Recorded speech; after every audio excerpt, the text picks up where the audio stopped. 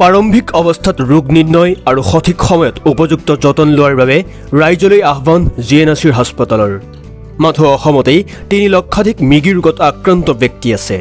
কেৱল মৰিগাঁও জিলাতেই মৃগী ৰোগত আক্ৰান্ত ৰোগীৰ সংখ্যা ১০,০০০ৰো অধিক। ইয়াৰে ৪,০০০জন মৃগী ৰোগী জিএনআৰচিৰ হাস্পতালৰ চিকিৎসাধীন। আজি মৰিগাঁও আৰু ইয়াৰ দাঁতিকাষৰীয়া জিলাসমূহৰ লগতে অসমত বৰ্তমান ৩ লাখতকৈও অধিক লোকে মৃগী ৰোগত বৰ্তমান আক্ৰান্ত হৈ আছে। ইয়াৰ প্ৰায় ১০,০০০তকৈ অধিক কেৱল মৰিগাঁও জিলাতেই মৃগী ৰোগত আক্ৰান্ত। জিএনআৰচি হাস্পতালৰ স্নায়ুৰোগৰ বিশেষজ্ঞসকলে মৰিগাঁও সাংবাদিক সন্থাৰ প্ৰেক্ষাগৃহত সংবাদমেল আয়োজনৰ পিছতেই স্নায়ুৰোগ সজাগতা সন্দৰ্ভত ৰেলী প্ৰদৰ্শন কৰা দেখা পোৱা গ'ল। মৰিগাঁও আৰু অঞ্চলটোৰ জনসাধাৰণক সঠিক চিকিৎসা আৰু সজাগতা প্ৰদানৰ লক্ষ্যৰে জিএনআৰচি হাস্পতালে ২৫ নৱেম্বৰ ২০২৫ তাৰিখে মৰিগাঁৱত এখন সজাগতা আৰু চিকিৎসা শিবিৰৰ আয়োজন কৰিলে। হাস্পতালৰ কৰ্তৃপক্ষই সকলো মৃগী ৰোগীক আৰু তেওঁলোকৰ অভিভাৱকসকলক এই সেৱা গ্ৰহণ কৰিবলৈ আগ্ৰহী কৰিছে। জিএনআৰচি হাস্পতালৰ স্নায়ুৰোগ বিশেষজ্ঞসকলে জনাইছে যে সঠিক আৰু নিয়মীয়া চিকিৎসাৰ দ্বাৰা ১০০% মৃগী ৰোগীক নিয়ন্ত্ৰণ কৰিব পৰা যায়। মৃগী ৰোগ লক্ষণসমূহৰ সন্দৰ্ভত সকলোৱে সঠিকভাৱে নজনাৰ ফলত বহু ৰোগীয়ে উপযুক্ত সময়ত সঠিক চিকিৎসা নাপায়, যাৰ বাবে মৃগী ৰোগজন বিপদৰ সন্মুখীন হ'বলগীয়া হয়। গতিকে মৃগী ৰোগক কেনেকৈ নিয়ন্ত্ৰণ কৰি ৰাখিব পাৰি সেই সন্দৰ্ভত সজাগতা লগতে মৰিগাঁও জিলা সাংবাদিক সন্থাৰ প্ৰেক্ষাগৃহত জিএনআৰচি হাস্পতালৰ স্নায়ুৰোগ বিশেষজ্ঞসকলে এখনি সংবাদমেল আয়োজন কৰাৰ পাছতেই মৃগী ৰোগৰ সজাগতাৰ বাবে এক ৰেলী প্ৰদৰ্শন কৰা পৰিলক্ষিত হ'ল।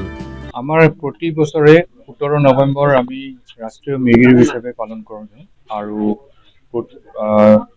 প্ৰতি ফেব্ৰুৱাৰী মাহৰ প্ৰথম সোমবাৰে আন্তঃৰাষ্ট্ৰীয় মৃগী ৰোগ হিচাপে পালন কৰা যায়। তাৎপৰ্যটো হৈছে কি জনসাধাৰণৰ মাজত মৃগী ৰোগৰ বাতৰ তেখেতৰ যাতে এইটো আমি আগুৱাই আহক, তেখেতৰ চিকিৎসা কৰে জনসাধাৰণৰ মাজত সজাগতা কৰিব পৰা যায় যে মৃগী ৰোগ এতিয়াও যে তেওঁলোকৰ ভয়াৱহ কোনো ৰোগ নহয়, চিকিৎসা কৰিলে তেখেত ব্যক্তিগতজনে সমস্ত হেৰি হৈ পৰে, নিয়ন্ত্ৰণ হৈ পৰে আৰু মৃগী ৰোগৰ চিকিৎসা এতিয়াও আছে, সুসাফল্য কৰি পেলাই জীৱন কটাব পাৰে। সেইখিনি উদ্দেশ্য লৈ পেলাই আমি জিএনআৰচিৰ ফালৰ পৰা আমি নিউৰো চায়েন্স টিম যিটো আছে তেওঁলোকে আমি আগবাঢ়ি আহিছোঁ।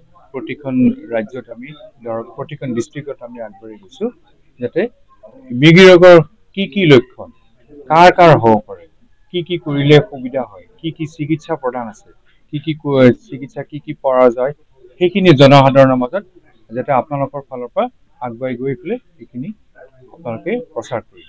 এইটো মই ক'ব বিচাৰিছোঁ কি ধৰক মৃগী ৰোগ এতিয়াও ধৰক আমাৰ গাঁও অঞ্চলত যিখিনি আছে আমি মৃগী ৰোগ পোৱাৰ লগে লগে আমি আগবাঢ়ি আহিবলৈ নিবিচাৰোঁ। সেইকাৰণে জনসাধাৰণৰ মাজত মই এইটোৱেই মেছেজ দিব বিচাৰিছোঁ যে মৃগী ৰোগ সম্পূৰ্ণ চিকিৎসা কৰিলে যেনেকে ডায়েবেটিছ বা ব্লাড প্ৰেছাৰৰ যেনেকে আমি দৰৱ খাব লাগে, সেই দৰৱ খালে ৰোগী ব্যক্তিজন সম্পূৰ্ণ নিয়ন্ত্ৰণ হৈ থাকিব আৰু সুস্বাস্থ্য কটাব পাৰে। এৱাৰনেছটো খুবেই জৰুৰী। আমাৰ সমাজত এতিয়াও বহুত নগৰ অঞ্চলতে হওক বা গাঁও অঞ্চলতে হওক এতিয়া মানুহবিলাকে যেতিয়া মৃগী ৰোগৰ লক্ষণবিলাক দেখা পায় তেওঁলোকে আগবাঢ়ি নাহে বা বহুত লোকে গমেই নাপায় যে এইটো মৃগী ৰোগৰ লক্ষণ। মৃগী ৰোগৰ প্ৰায় ৪০ ধৰণৰ বিভিন্ন ধৰণৰ চিমটমছ আছে।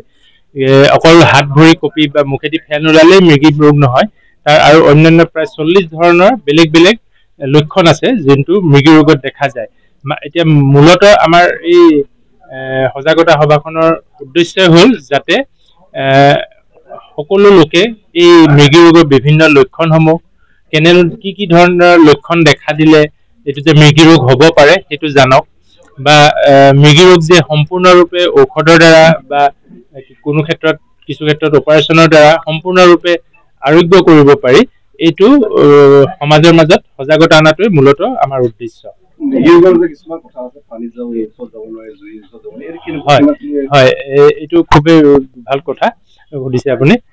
মৃগী ৰোগৰ ক্ষেত্ৰত আমি সাধাৰণতে যিসকল মৃগী ৰোগত আক্ৰান্ত আমি তেওঁলোকক সদায় এডভাইচ কৰোঁ যাতে ড্ৰাইভিং কৰিব নালাগে, পানীত যাব নালাগে, জুইৰ ওচৰত যাব নালাগে বা ওখ বিল্ডিঙৰ ওপৰত উঠিব বা গছত উঠা তেনেকুৱা ধৰণৰ কামবিলাক কৰিব নালাগে, বা চোকা অস্ত্ৰ বা ধৰক বহুত মানুহ আমি পাওঁ আৰ্মিত চাকৰি কৰে বা পুলিচত চাকৰি কৰে যোনে বিভিন্ন ধৰণৰ ফায়াৰ আৰ্মছ বিলাক সেই ব্যৱহাৰ কৰিব লগা হয়, তেওঁলোকে সাধাৰণতে তাৰমানে মৃগী ৰোগত আক্ৰান্ত যদি হৈ আছে তেনেহ'লে এইবিলাক এভইড কৰাটো উচিত, কাৰণ যিকোনো মুহূৰ্তত যদি মৃগী ৰোগ হয় তেনেহ'লে মৃত্যুৰ মুখতো পৰিব পাৰে। News desk times Guwahati.